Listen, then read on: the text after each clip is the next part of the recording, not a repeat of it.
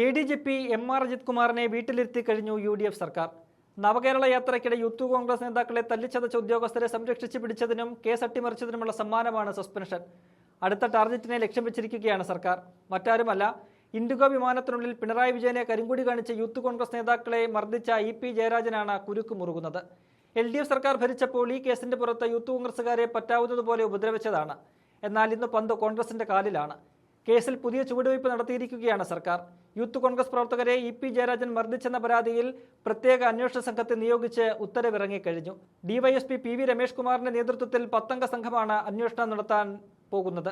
Youth Congress പ്രവർത്തകരായ ഫർസീൻ മജീദ്, നവീൻ കുമാർ എന്നിവരാണ് വിമാനത്തിനുള്ളിൽ പ്രതിഷേധിച്ചത്.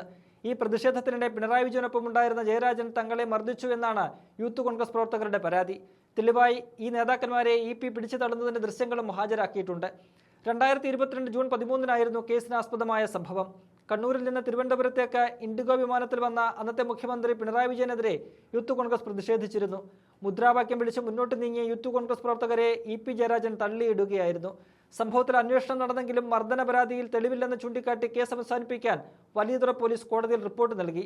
എന്നാൽ റിപ്പോർട്ട് തള്ളിയ കോടതി കൂടുതൽ അന്വേഷണം നടത്താൻ നിർദ്ദേശിക്കുകയായിരുന്നു. നേരത്തെ സംഭവത്തെക്കുറിച്ച് അന്വേഷിച്ച ഇൻഡിഗോ ജയരാജന് 3 ആഴ്ചത്തെ യാത്രാവിലക്ക് ഏർപ്പെടുത്തിയിരുന്നു. കേസുമായി ബന്ധപ്പെട്ട് വിമാനത്തിനുള്ളിലെ CCTV ദൃശ്യങ്ങൾ പരിശോധിച്ച് പുതിയ റിപ്പോർട്ട് സമർപ്പിക്കാൻ വലിയതുറ പോലീസിന് നിർദ്ദേശം നൽകിയതോടെ ജയരാജൻ വലിയ നിയമക്കുരുക്കിലേക്കാണ് നീങ്ങുന്നത്. കേസിന് പുനരന്വേഷണത്തിന് ഉത്തരവിട്ടതോടെ EPയെ അടക്കം വിളിച്ചു വരുത്തി കേരള പോലീസ് മൊഴിയെടുക്കും. യൂത്ത് കോൺഗ്രസുകാർ EP ജയരാജനെതിരെ പരാതി നൽകിയിട്ടുണ്ട്. പിണറായി പോലീസ് മുക്കിയ ഈ പരാതി പൊടിതട്ടിയെടുക്കുന്നുണ്ട് രമേശ് ചെന്നിത്തലയുടെ പോലീസ്. പിണറായി വിജയൻ യാത്ര ചെയ്ത ഇൻഡിഗോ 6E7407 വിമാനത്തിലായിരുന്നു പ്രതിഷേധം അരങ്ങേറിയത്. സ്വർണ്ണക്കടത്ത് വിവാദത്തിൽ മുഖ്യമന്ത്രിയുടെ രാജി ആവശ്യപ്പെട്ട് സംസ്ഥാനത്തുടനീളം UDF പ്രതിഷേധം ശക്തമാക്കിയ സമയമായിരുന്നു അത്. വിമാനം തിരുവനന്തപുരം വിമാനത്താവളത്തിൽ ലാൻഡ് ചെയ്തതിന് തൊട്ടുപിന്നാലെ യാത്രക്കാരുടെ കൂട്ടത്തിലുണ്ടായിരുന്ന യൂത്ത് കോൺഗ്രസ് പ്രവർത്തകരായ ഫർസീൻ മജീദും RK നവീൻ കുമാറും മുഖ്യമന്ത്രിക്ക് നേരെ മുദ്രാവാക്യം വിളികളോടെ എഴുന്നേറ്റു. കറുത്ത വസ്ത്രം ധരിച്ചായിരുന്നു അന്നവർ പ്രതിഷേധിച്ചത്. കറുത്ത നിറം കണ്ടാൽ ഹാലിളകുന്ന സമീപനമാണ് അന്ന് പിണറായി വിജയൻ ഉണ്ടായിരുന്നത്. ഇത് മുൻകൂട്ടി കണ്ടാണ് അവർ കറുത്ത വസ്ത്രമണിഞ്ഞ് പ്രതിഷേധിച്ചത്. യൂത്ത് കോൺഗ്രസ് പ്രവർത്തകർ മുദ്രാവാക്യം വിളിച്ചുകൊണ്ട് മുഖ്യമന്ത്രിയുടെ സീറ്റിനടുത്തേക്ക് നീങ്ങിയതോടെ വിമാനത്തിലുണ്ടായിരുന്ന മുൻ മന്ത്രിയും അന്ന് LDF കൺവീനറുമായിരുന്ന EP ജയരാജൻ ഇവരെ തള്ളുകയും ബലമായി പിടിച്ചുമാറ്റുകയും ചെയ്യുകയായിരുന്നു. ഈ ദൃശ്യങ്ങൾ വിമാനത്തിനുള്ളിലെ മറ്റൊരു യാത്രക്കാരൻ മൊബൈലിൽ പകർത്തിയതോടെ സംഭവം അതിവേഗം മാധ്യമങ്ങളിൽ വാർത്തയായി പ്രചരിച്ചു.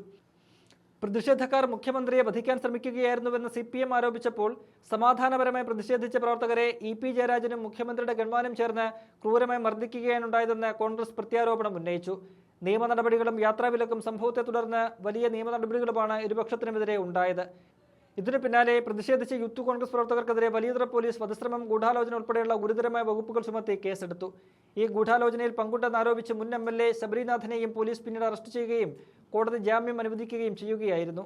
ഇതിന് പിന്നാലെ യൂത്ത് കോൺഗ്രസ് കൗണ്ടറായി മറ്റൊരു കേസ് ഫയൽ ചെയ്തിരുന്നു. ഈ കേസിൽ EP തങ്ങളെ മർദ്ദിച്ചുവെന്നാണ് അവർ ചൂണ്ടിക്കാട്ടിയത്.